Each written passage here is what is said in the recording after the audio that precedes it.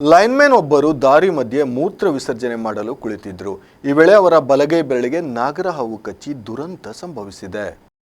ಅಂಕೋಲಾ ತಾಲೂಕಿನ ಮೊಗಟಾ ಗ್ರಾಮದ ಶಾಂತಿಕಾ ಪರಮೇಶ್ವರಿ ದೇವಸ್ಥಾನದ ಹತ್ತಿರದ ನಿವಾಸಿ ಕಾರವಾರದ ಕಿನ್ನರ ಸಿದ್ದರ ವ್ಯಾಪ್ತಿಯಲ್ಲಿ ಹೆಸ್ಕಾಂ ಇಲಾಖೆಯಲ್ಲಿ ಲೈನ್ಮನ್ ಆಗಿ ಕರ್ತವ್ಯ ನಿರ್ವಹಿಸುತ್ತಿದ್ದ ಅವಿವಾಹಿತ ವ್ಯಕ್ತಿಯೊಬ್ಬ ನಾಗರಹಾವು ಕಚ್ಚಿ ಮೃತಪಟ್ಟಿರುವ ದುರ್ಘಟನೆ ನಡೆದಿದೆ. ಸುರೇಶ್ ಗೋವಿಂದರಾಯ್ ನಾಯಕ್ ಮೃತ ದುರ್ದೈವಿ. ಬೆಳಿಗ್ಗೆ ಎಂದಿನಂತೆ ಕರ್ತವ್ಯಕ್ಕೆ ತೆರಳಲು ತನ್ನ ಮನೆಯಿಂದ ಸಮೀಪದ ರೈಲ್ವೆ ನಿಲ್ದಾಣದ ಕಡೆಗೆ ತೆರಳುತ್ತಿದ್ದ ವೇಳೆ ಬೋಗತ್ತೆ ಸಮೀಪ ದಾರಿ ಮಧ್ಯೆ ಮೂತ್ರ ವಿಸರ್ಜನೆ ಮಾಡಲು ಕುಳಿತ ಸಂದರ್ಭದಲ್ಲಿ ಅವನ ಬಲಗೈ ಬೆರಳಿಗೆ ನಾಗರಹಾವು ಕಚ್ಚಿದೆ ಎನ್ನಲಾಗಿದೆ. ಹಾವು ಕಚ್ಚಿದ ವಿಷಯ ತಿಳಿದ ಕುಟುಂಬಸ್ಥರು ಹಾಗೂ ಸ್ಥಳೀಯರು ಚಿಕಿತ್ಸೆಗಾಗಿ ಸರ್ಕಾರಿ ಆಸ್ಪತ್ರೆಗೆ ಕರೆದೊಯ್ದರಾದರೂ ಆ ವೇಳೆಗಾಗಲೇ ಆತನ ಪ್ರಾಣ ಪಕ್ಷಿ ಹಾರಿ ಹೋಗಿತ್ತು. ಆಸ್ಪತ್ರೆಯಲ್ಲಿ ಪರೀಕ್ಷಿಸಿದ ವೈದ್ಯರು ಇದನ್ನ ದೃಢಪಡಿಸಿದ್ದಾರೆ ಎನ್ನಲಾಗಿದೆ. ತನ್ನ ಚಿಕ್ಕಪ್ಪನ ಸಾವಿನ ಕುರಿತು ಎಂಜಿ ಗೋಕುಲ ಎನ್ನುವವರು ಪೊಲೀಸ್ ಠಾಣೆಯಲ್ಲಿ ದೂರು ನೀಡಿದ್ದು, ಪ್ರಕರಣ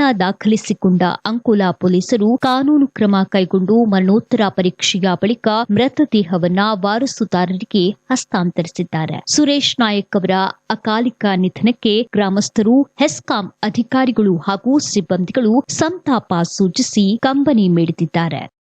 ವಿಸ್ಮಯ ನ್ಯೂಸ್, ವಿಲಾಸ್ ನಾಯಕ್, ಅಂಕೋಲಾ.